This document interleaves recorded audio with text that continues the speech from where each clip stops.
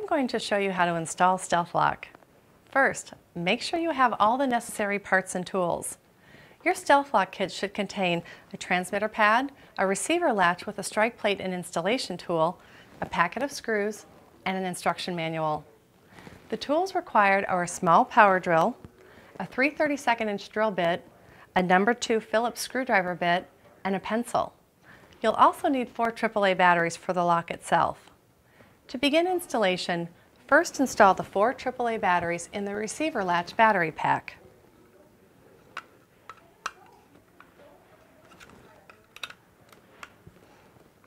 Press the Learn button using the drill bit or another small tool until the yellow light illuminates.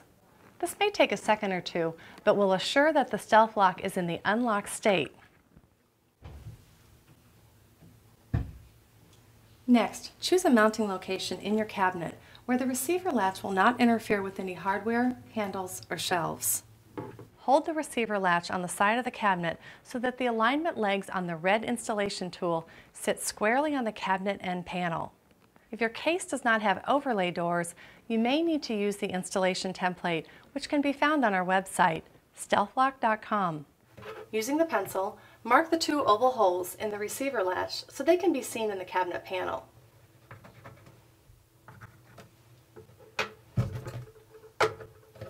Using a 3/32" drill bit, bore 2 pilot holes in the oval markings as shown.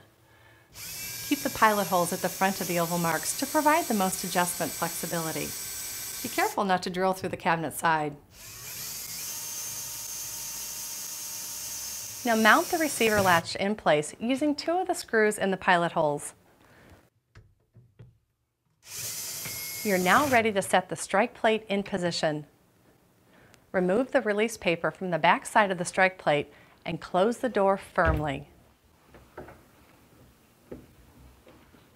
When you open the door, the strike plate should be adhered to the back side of the door. If the strike plate did not adhere to the door, you may need to move the receiver latch forward a small amount using the oval adjustment holes. Fix the strike plate in place by boring 2 pilot holes and then installing 2 screws. If you mount the strike plate on a drawer, you may want to use the center hole in the strike plate instead. Open and close the door several times to test for proper alignment. You should hear a slight click each time the door is closed, and you should feel a slight amount of free play in the door. Test the receiver latch by using the transmitter pad that came with it. Enter the user code and press lock. The door will now be securely locked with just a little free play in the door. Enter the user code again and press unlock. The door will now open.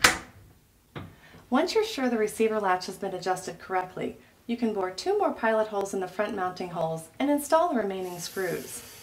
The transmitter pad can be mounted anywhere within 15 feet of the receiver latch. Simply pull the release paper from the adhesive back and place in the desired location.